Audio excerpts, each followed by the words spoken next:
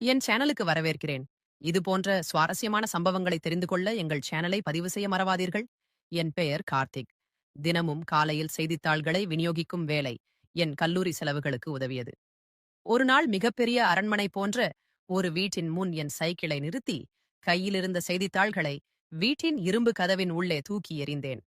அங்கே கிட்டத்தட்ட 25 வயது மதிக்கத்தக்க ஒரு இளம்பெண் நின்றிருந்தாள். நான் தூக்கி எறிந்த வேகத்தை பார்த்து அவள் உடனே என்னை பார்த்து கூர்மையாக பேசினாள். செய்தித்தாள்களை இப்படி வீசி எறியலாமா? சைக்கிளிலிருந்து கீழே இறங்கி ஒரு பிளாஸ்டிக் பையில் பத்திரமாக வைத்துவிட்டு போக முடியாதா? மழைநீர் இருந்தால் செய்தித்தாள் வீணாகிவிடும் அல்லவா? அவள் குரலில் இருந்த கண்டிப்பு என்னை பேச முடியாமல் செய்தது. சரிங்க மேடம் என்ற வார்த்தைகள் மட்டுமே என் வாயிலிருந்து இயல்பாக வெளிவந்தன. நான் தினமும் காலையில் செய்தித்தாள் போடுகிறேன். அதன் பின் கல்லூரிக்கு செல்ல வேண்டும். அதனால் எனக்கு ரொம்ப அவசரம். தினமும் கிட்டத்தட்ட 200 வீடுகளுக்கு செய்தித்தாள் போடுகிறேன். அதனால் ஒவ்வொரு வீட்டிலும் கீழே இறங்கி வைக்க எனக்கு நேரம் இருக்காது என்றும் விளக்கினேன். அன்று முதல் அந்த மாளிகைக்கு செய்தித்தாள் போடும்போது மட்டும் நான் சைக்கிளை நிறுத்தி கீழே இறங்கி பத்திரமாக பயனுள் வைத்துவிட்டு செல்லத் தொடங்கினேன். என்னப்பா, ஒரு ஆட்டோ ஓட்டுநர். அவர் வருமானத்தில்தான் எங்கள் குடும்பம் நடந்தது. திடீரென அவருக்கு உடல்நிலை சரியில்லாமல் போகவே சில நாட்கள் ஆட்டோ ஓட்ட முடியாமல் போனது. குடும்ப செலவுக்கும் அப்பாவின் மருத்துவ செலவுகளுக்கும் கஷ்டம் வர நானே சில நாட்கள் ஆட்டோ ஓட்டலாம் என்று முடிவு செய்தேன். அன்று காலை செய்தித்தாள் விநியோகிப்பதை முடித்துவிட்டு ஆட்டோவை எடுத்துக்கொண்டு சவாரி தேடி ஒரு நிறுத்தத்தில் காத்திருந்தேன். சற்று தொலைவில் மின்னும் விலை உயர்ந்த கார் ஒன்று நின்றுவிட்டது. அதிலிருந்து ஓட்டுநரும் என்னை கண்டித்து பேசி அந்த பெண்ணும் அவளுடைய பெயர் வைதேகி இறங்கினார்கள். கார் பழுதாகிவிட்டிருக்கலாம் என்று நினைத்தேன். உடனே நான் அவர்கள் அருகில் சென்று மேடம் என்னாச்சு என்று கேட்டேன். "உ, வைதேகி மேடம் பதற்றத்துடன் கார் பழுதாகிவிட்டது போல் இருக்கிறது. எனக்கு கம்பெனியில் ஒரு முக்கியமான கூட்டம் இருக்கிறது. சீக்கிரம் போக வேண்டும் என்றார். நான் கவலைப்படாதீங்க, மேடம் சம்மதம் என்றால் நான் என் ஆட்டோவில் உங்களை கொண்டு போய் விடுகிறேன் என்றேன். அவள் உடனே சம்மதம் தெரிவிக்க என் ஆட்டோவை அருகில் கொண்டு வந்தேன். அவள் ஏறி அமர்ந்ததும் ஆட்டோவை ஸ்டார்ட் செய்து கிளம்பினேன். ஆட்டோ ஓட்டும் போதே வைதேகி மேடம் என்னை கேட்டார். செய்தித்தாள் போடுவதை நிறுத்திவிட்டீர்களா? நான் இல்லை மேடம். என் அப்பா உடல்நிலை சரியில்லாமல் இருப்பதால் அவர் ஆட்டோ ஓட்ட முடியவில்லை. அதனால் அவர் குணமடையும் வரை சில நாட்கள் நான் ஆட்டோ ஓட்டுகிறேன் என்றேன். இதை கேட்ட அவள், நீங்கள் மிகவும் கடின உழைப்பாளியாக தெரிகிறீர்கள் என்றாள். அந்த பாராட்டு எனக்கு மிகவும் மகிழ்ச்சியை அளித்தது. சிறிது தூரம் சென்றதும் ஆட்டோ திடீரென்று நின்றுவிட்டது. நான் கீழே இறங்கி பார்த்தபோது டீசல் காலியாகிவிட்டது. எனக்கு ஒன்னு தெரிந்தது. என் நேரம் சரியில்லை என்று என்னை நானே நொந்து கொண்டேன். என்ன ஆட்சி என்று கேட்ட வைதேகியிடம் டீசல் காலியாகிவிட்டது மேடம் என்றேன். அவள் சற்று ஏமாற்றம் அடைந்தாள். ஆனால் நான் கவலைப்படாதீங்க. நான் ஏதாவது ஏற்பாடு செய்கிறேன் என்று கூறி உடனடியாக என் நண்பன் ஒருவனுக்கு அழைப்பு விடுத்து நிலைமையை விளக்கினேன். அவன் அருகில் வசிப்பவன் தன் இருசக்கர வாகனத்தை கொண்டு வருவதாக சொன்னான். சில நிமிடங்களில் நண்பன் தன் வாகனத்தில் வந்தான். நான் அவனிடமிருந்து வாகனத்தை வாங்கிக் கொண்டேன். அவன் கிளம்பிச் சென்றான். மேடம், உங்களுக்கு தாமதமாகிறது. நண்பனின் இந்த வாகனத்தில் உங்களை உங்கள் அலுவலகத்தில் இறக்கி விடுகிறேன் என்றேன். இது யாருடைய வாகனம் என்று அவள் கேட்டதற்கு என் நண்பனுடையது என்றேன். சரி என்று சொல்லிவிட்டு அவள் தன் ஆடையை சரி செய்து கொண்டு இளைஞனைப் போல இரு கால்களையும் ஒரு புறம் போடாமல் இரண்டு பக்கமும் தொங்கவிட்டு வாகனத்தின் பின்னால் அமர்ந்தாள். சாலை கொஞ்சம் மோசமாக இருக்கிறது. பத்திரமாக பிடித்துக் கொள்ளுங்கள் என்றேன். பரவாயில்லை, கவலைப்படாதே என்று பதிலளித்தாள். நான் வாகனத்தை ஸ்டார்ட் செய்து ஓட்டத் தொடங்கினேன். அவள் தன் கையை என் தோளில் வைத்தாள். அவளுடைய கை பஞ்சு போல மிகவும் மென்மையாக இருந்தது.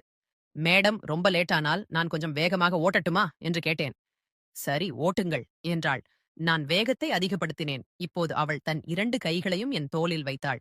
எனக்கு அப்போது வானத்தில் மிதப்பது போன்ற உணர்வு ஏற்பட்டது. அவளுடைய உடையில் இருந்த நறுமணம் காற்றில் வீசியது. இது எனக்கு சொர்க்கத்தில் இருப்பது போன்ற என்ற உணர்வை அளித்தது. என் மனதில் கற்பனைகள் சிறகடித்து பறந்தன. நிறுத்துங்கள், நிறுத்துங்கள், என் அலுவலகம் வந்துவிட்டது என்று வைதேகி மேடம் சொன்னார். அவள் வார்த்தைகளை கேட்டதும் நான் கற்பனை வானத்திலிருந்து கீழே இறங்கினேன். என் கனவுகள் அனைத்தும் நொடியில் நின்றன. வாகனத்தை நிறுத்த சொன்ன இடம் வைதேகி வைர தொழிலகத்தின் அலுவலகமாக இருந்தது. மேடம், நீங்கள் இங்கு வேலை செய்கிறீர்களா என்று கேட்டேன். அவள் சிரித்தபடியே, இல்லை, நான் தான் வைதேகி வைர தொழிலகத்தின் உரிமையாளர் என்றால். இந்த வார்த்தைகள் என்னை திக்குமுக்காக செய்தன. என் மனதில் காதலரும்பிய அந்த வைதேகி மேடம் எனக்கு எட்டாத உயரத்தில் இருக்கும் புளிப்பான திராட்சையைப் போல ஒருபோதும் நிறைவேறாத கனவாக தெரிந்தார். கதவை அடைந்ததும் அங்கிருந்த காவலாளி ஓடி வந்து அவளுடைய கைப்பையை வாங்கிக் கொண்டான். வைதேகி மேடம் எனக்கு நன்றி சொல்லிவிட்டு ஒரு வழக்கத்தையும் பெற்றுக்கொண்டு உள்ளே சென்றாள். நாள் முழுவதும் ஆற்ற ஒட்டிவிட்டு வீடு திரும்பினேன். என் மனதிலிருந்து வைதேகி மேடம் பற்றிய எண்ணங்கள் நீங்கவே இல்லை. எனக்கு என்ன நடந்தது என்று புரியவில்லை. திரும்ப அவளைப் பற்றியே நினைத்துக் கொண்டிருந்தேன். இரவு சாப்பிட்டு படுக்கச் சென்றேன். இரவு 2 மணியாகியும் எனக்கு தூக்கமே வரவில்லை. வைதேகி மேடத்தின் முகம் என் கண்களுக்குள்ளேயே இருந்தது. கடைசியில் அதிகாலை 4 மணிக்கு எழுந்து குளித்து செய்தித்தாள் போட கிளம்பினேன். மற்ற எல்லா வீடுகளிலும் போட்டு முடித்த பின் அந்த பெரிய மாளிகைக்கு அருகில் வந்து சைக்கிளை நிறுத்தி கீழே இறங்கினேன். பையில் பத்திரமாக செய்தித்தாள்களை வைக்கப் போகும்போது வைதேகி மேடம் கதவின் அருகே வந்து நின்றார். என்னை பார்த்து மகிழ்ந்த அவர் ஒரு அழகான புன்னகை அளித்தார். இன்று அவர் என் கையிலிருந்து செய்தித்தாள்களை வாங்கிக் கொண்டு ஒரு தேநீர் கொடுத்துவிட்டு போங்களேன் என்றாள். நானும் மேடம் சொன்னதற்கு நன்றி. ஆனால் இப்போது நான் தேநீர் குடிக்க முடியாது. இன்னும் சில செய்தித்தாள்களை போட வேண்டும். எல்லா செய்தித்தாள்களும் சரியான நேரத்தில் மக்களை சென்றடைய வேண்டியது முக்கியம் என்று உங்களுக்கு தெரியும். அதன் பிறகு நான் கல்லூரிக்கு போக வேண்டும் என்றேன். அவள் அப்படியானால் நீங்கள் எப்போது தேநீர் குடிக்க வருவீர்கள் என்று கேட்டாள். நான் மேடம் 4 நாட்கள் கழித்து ஞாயிற்றுக்கிழமை இருக்கிறது. அன்று நிச்சயமாக உங்கள் வீட்டுக்கு தேநீர் குடிக்க வருகிறேன் என்றேன். அவளும் சரி, உங்கள் விருப்பம் என்று சொல்லி ஒரு புன்னதியை உதிர்த்தாள். நான் சைக்கிளை எடுத்துக்கொண்டு அடுத்தடுத்த வீடுகளுக்கு செய்தித்தாள் போடத் தொடங்கினேன். ஆனால் நான் மேகத்தில் மிதப்பதைப் போல உணர்ந்தேன். என் உணர்ச்சிகள் துள்ளி குதித்தன. வைதேகி மேடம் என்னை ஏன் வீட்டுக்கு தேநீர் குடிக்க அழைத்தால்? அவள் என் மீது காதலில் விழுந்திருப்பாளா? என் கடின உழைப்பை பார்த்து என் மீது இரக்கம் காட்டினாளா?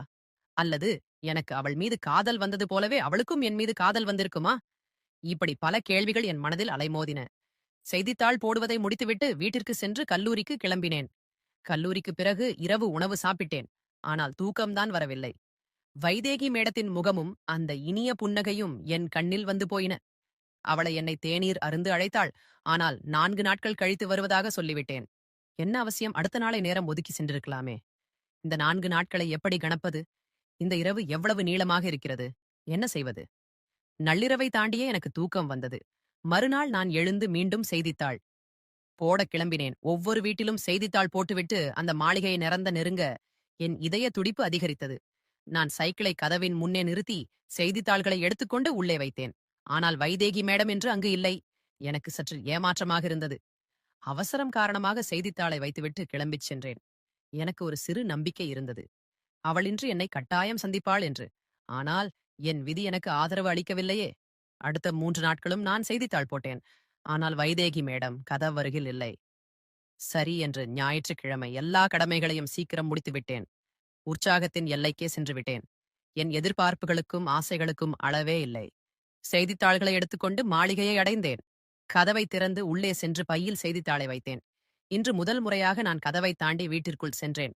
வீட்டின் பிரதான கதவுக்கு அருகில் காவலாளி அமர்ந்திருந்தார். அவர் என்னை பார்த்து, "உனக்கு என்ன வேண்டும்? நீ யார்?" என்று கேட்டார்.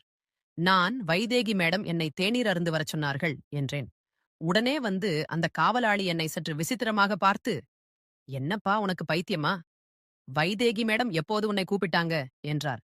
4 நாட்களுக்கு முன்பு என்றேன். அந்த காவலாளி என்னை பார்த்து பரிதாபப்பட்டார். வைதேகி மேடம் 3, 4 நாட்களாக மருத்துவமனையில் அனுமதிக்கப்பட்டிருக்கிறார் என்றார். என்னாச்சு அவருக்கு என்று பதறியபடி கேட்டேன். அவர் மேலும் பேசுவதற்கு வாய்ப்பு கொடுக்காமல் நான் உடனே அவரிடமிருந்து அந்த மருத்துவமனையின் முகவரியை கேட்டுக்கொண்டு புறப்பட்டேன். மருத்துவமனை மிகவும் பிரம்மாண்டமாக இருந்தது.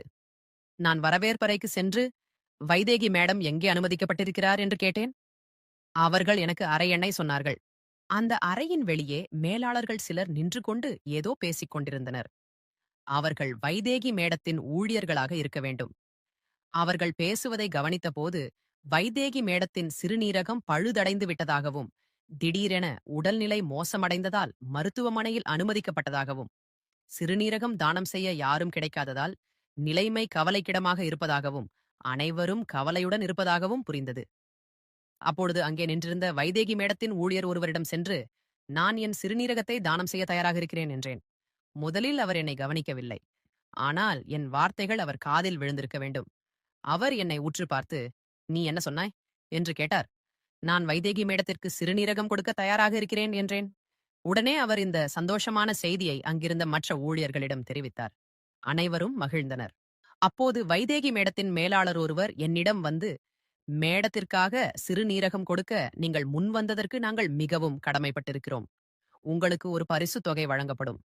1,00,000 ரொக்கமாகவும் மேலும் உங்களுக்கு என்ன தேவையோ அதையும் தயங்காமல் கேட்கலாம்" என்றார். நான் உடனடியாக அவரிடம், ஐயா, நான் பணத்திற்காக என் சிறுநீரகத்தை கொடுக்கவில்லை. வைதேகி மேடத்திற்காகவே கொடுக்கிறேன் என்று சொல்லி பணத்தை ஏற்க மறுத்தேன். சிறிது நேரத்துக்குப் பிறகு அங்கிருந்த தலைமை மருத்துவர்கள் என்னிடம் வந்து மருத்துவ பரிசோதனைகளை செய்தனர். நான் சிறுநீரகம் தானம் செய்யலாம் என்று அவர்கள் பச்சை விளக்கு காட்டினார்கள்.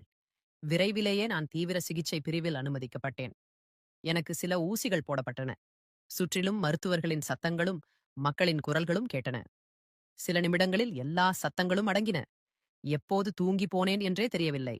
சிறிது நேரம் கழித்து விழித்து பார்த்தபோது என் பக்கத்திலேயே வைதேகி மேடம் படுத்திருந்தார். நானும் அங்கேயே படுத்திருந்தேன். என் அடிவயிற்றில் இலேசான வலி இருந்தது. நான் எழுந்ததும் மருத்துவர்கள் என் அருகில் வந்தார்கள். இன்னும் சில ஊசிகளை போட்டு மருந்துகளை செலுத்தினார்கள். தலைமை மருத்துவர் என்னை பார்த்து, உங்களுக்கு எப்படி இருக்கிறது என்று கேட்டார். நான் தலையை மட்டும் அசைத்து லேசாக மகிழ்ச்சியாக இருப்பதை காட்ட முயற்சித்தேன். வயிற்று வலியை பொருட்படுத்தவில்லை. அருகில் பார்த்தேன். வைதேகி மேடம் படுத்திருந்தார். அவள் இன்னும் மயக்க நிலையிலே இருப்பதாக உணர்ந்தேன். என் கபடமற்ற முகத்துடன் வைதேகி மேடத்தை பார்த்து கொண்டிருந்தேன். அவளுடைய முகம் பாதி மட்டுமே தெரிந்தது. கைகளில் மருந்து ஏற்றப்பட்டிருந்தது. அவளை பார்ப்பதற்காக நான் என் தலையை இடது பக்கமாக திருப்பினேன். அப்போது அங்கு வந்த ஒரு செவிலியர், ஐயா, நேராக பாருங்கள். உங்கள் தலையை அங்குமிங்கும் அசைக்காதீர்கள். இல்லையெனில் உங்களுக்கு அதிக வலி ஏற்படும் என்றார். நான் திடுக்கிட்டு என் கனவுகளிலிருந்து நிஜ உலகிற்கு வந்தேன். 4 நாட்கள் சிகிச்சைக்குப் பிறகு நான் வீட்டிற்கு அனுப்பப்பட்டேன். வீட்டிற்கு செல்வதற்கு முன்பு வைதேகி மேடம் இருக்கும் அறைக்கு போக முயன்றேன். ஆனால் உள்ளே அனுமதி இல்லை. கண்ணாடி ஜன்னல் வழியாக நான் அவளை பார்த்தேன். மருந்துகளின் தாக்கத்தால் அவள் உறங்கிக் கொண்டிருந்தாள். அவளுடைய முகத்தை பார்த்ததில் எனக்கு மகிழ்ச்சியும் நிம்மதியும் இருந்தது. பிறகு நான் வீடு திரும்பினேன். 2 மாதங்களில் எனக்கு எட்பிஏ இறுதித் தேர்வு இருந்தது. அதனால் செய்தித்தாள் விநியோக வேலையிலிருந்து விடுப்பு எடுத்தேன். என் அப்பா குணமடைந்து மீண்டும் ஆட்டோ ஓட்டத் தொடங்கினார். நான் 2 மாதங்கள் வீட்டில் ஓய்வெடுத்து நன்றாக படித்தேன். எம்பிஏ இறுதித் தேர்வில் நல்ல மதிப்பெண்கள் பெற்றேன். எங்கள் கல்லூரியில் நடந்த ஜோதி வைர குடும்பத்தின் வளாக் தேர்வில் நான் உற்பத்தி மேலாளராக தேர்ந்தெடுக்கப்பட்டேன். எனக்கு மிகவும் கவர்ச்சிகரமான சம்பள தொகுப்பு வழங்கப்பட்டது. நான் மிகவும் மகிழ்ச்சியடைந்தேன். என் பெற்றோருக்கு இப்போது உதவியாக இருக்கும். நான் அம்மாவுக்கு வீட்டு வேலைக்காக ஒரு உதவியாளரை ஏற்பாடு செய்தேன். அதனால் அவர்கள் இருவரும் என் மீது மகிழ்ச்சி அடைந்தனர். நிறுவனம் எனக்கு தங்குவதற்கு ஒரு பிளாட்டம் வேலைக்கு செல்ல ஒரு பெரிய 4 சர்க்கரை ஊர்தியும் கொடுத்தது.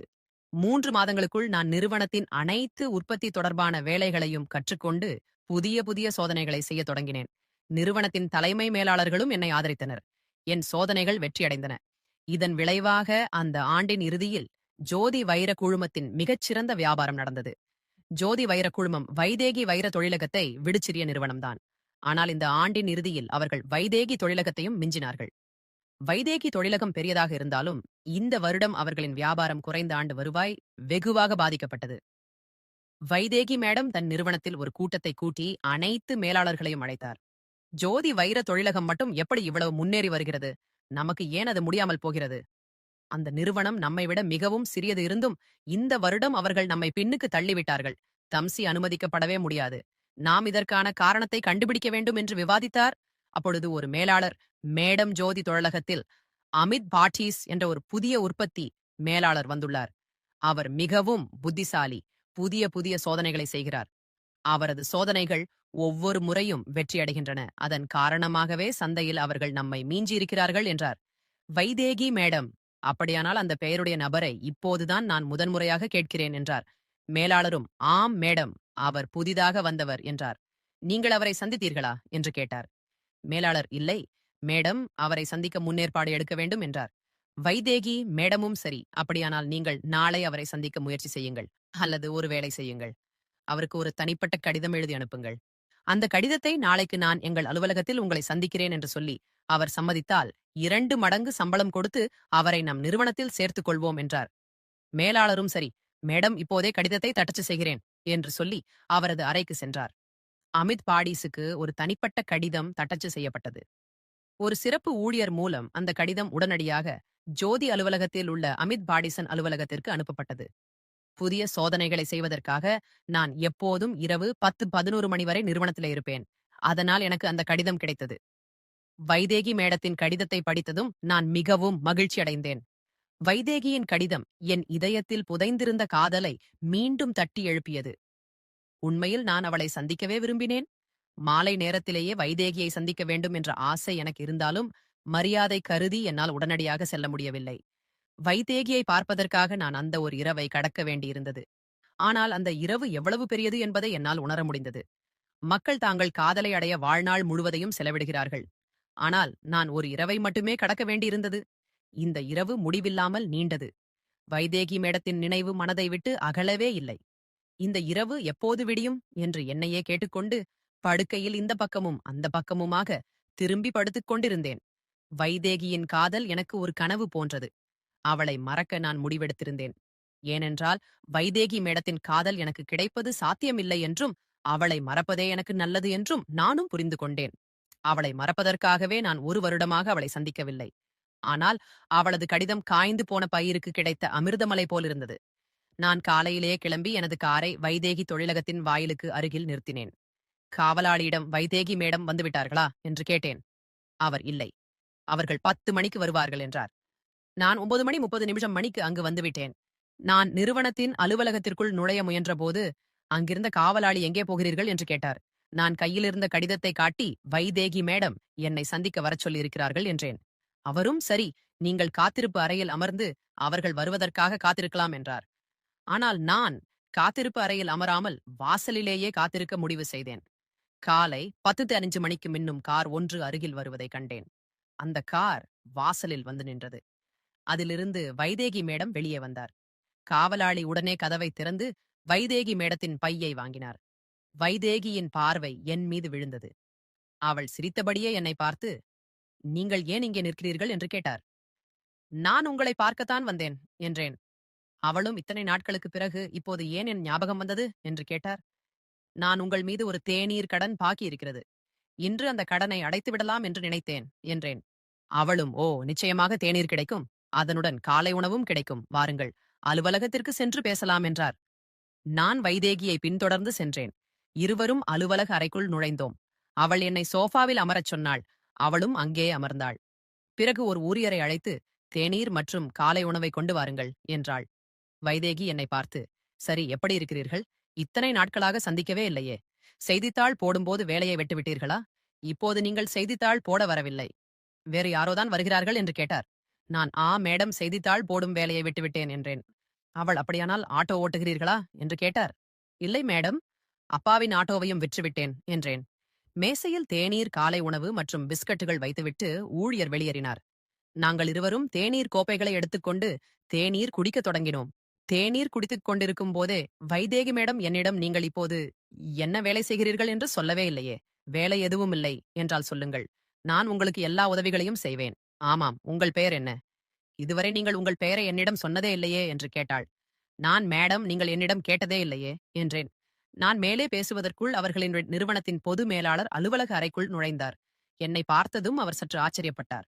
பொது மேலாளரை பார்த்ததும், வைதேகி மேடம் அமித் பார்ட்டிஸ்டமிருந்து ஏதாவது செய்தி வந்ததா என்று கேட்டார். பொது மேலாளர் ஒரு நீண்ட மூச்சு எடுத்து சிரித்தபடியே, மேடம் அமித் பார்ட்டிஸ்மி இருந்து எனக்கு இன்னும் எந்த செய்தியும் வரவில்லை. ஆனால் நீங்கள் ஒரு வருடமாக தேடிக்கொண்டிருந்த அமித் உங்கள் கண்முன் அமர்ந்திருக்கிறார். அவர்தான் உங்களுக்கு தமது சிறுநீரகத்தை தானம் செய்தார். அவர் மருத்துவமனையில் அமித் என்ற பெயரில்தான் பதிவு செய்திருந்தார். மருத்துவமனையிலிருந்து விடுவிக்கப்பட்ட பிறகு அவர் எங்களை சந்திக்கவே இல்லை. நாங்கள் அவரை தேட முயற்சி செய்தோம்.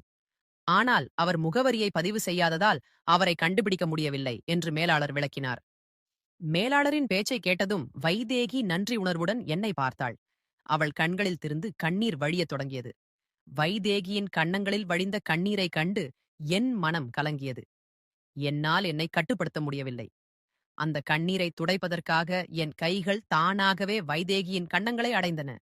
சில வினாடிகள் கண்களை மூடிவிட்டு வைதேகி மீண்டும் கண்களை திறந்தாள். நீங்கள் ஏன் என்னை இவ்வளவு ஏமாற்றினீர்கள் என்று கேட்டாள். நான் அதிர்ச்சியுடன், ஏமாற்றமா? நான் ஏதாவது தவறு செய்துவிட்டேனா என்றேன். அவளும், ஆம், ஒருவேளை எனக்கு புதிய வாழ்க்கை கொடுத்தவருக்கு நன்றி சொல்ல தவறியது என் தவறுதான். ஏனென்றால் நீங்கள் உங்களை யாரிடமோ அல்லது உங்கள் ஆட்களிடமோ சொல்லவே இல்லையே. சூரியனாக இருந்தும் நீங்கள் மறைந்தே இருந்தீர்கள். நீங்கள் உங்கள் சிறுநீரகத்தை கொடுக்கிறாவிட்டால் இன்று இந்த உலகில் இருந்திருக்க மாட்டேன். நீங்கள் சிறுநீரகத்தை தானம் செய்து எனக்கு உயிர் கொடுத்தீர்கள். அதனால்தான் இன்று இந்த வைதேகி உங்கள் முன் அமர்ந்திருக்கிறேன். இல்லையென்றால் நான் அந்த நாளிலேயே இறந்திருப்பேன். இந்த துடிக்கும் இதயமும் இந்த சுவாசமும் உங்களால் மட்டுமே என்று சொல்லி வைத்ததேகி என் தோளில் தலையை சாய்த்தாள். என் கை வைத்ததேகியின் கண்களில் திருந்து கண்ணீரை துடைத்தது. நிறுவனத்தின் பொது மேலாளர் இதையெல்லாம் பார்த்தபடி அமைதியாக அமர்ந்திருந்தார். அவருடைய அனுபவம் நிறைந்த கண்கள் வைதேகியின் முகத்தை படித்துக் கொண்டிருந்தன. அவர் எழுந்து, மேடம், அமித் பார்ட்டிஸ் இந்த நேரத்திற்கு வந்திருக்க வேண்டும். ஆனால் அவர் இன்னும் வரவில்லை. நான் அவருக்கு மீண்டும் செய்தி அனுப்பியிருக்கிறேன் என்று சொல்லிவிட்டு வெளியே சென்றார். வைதேகி, என்னை கட்டிப்பிடித்து சொல்லுங்கள். அமித், இத்தனை நாளாக நீங்கள் எங்கே இருந்தீர்கள் என்று கேட்டாள். என் உடல் சிலிர்த்து போனது. வைதேகியை காதலிக்கும் என் கனவு நிறைவேறிக் கொண்டிருந்தது. எனக்கு எட்டாத தூரத்தில் இருப்பதாக நான் நினைத்த அந்த வைதேகி என் மீது காதல் கொள்ளத் தொடங்கினாள். நான் வைதேகிக்கு முன் ஒரு சாதாரண இளைஞன். அவளோ ஒரு நிறுவனத்தின் உரிமையாளர்.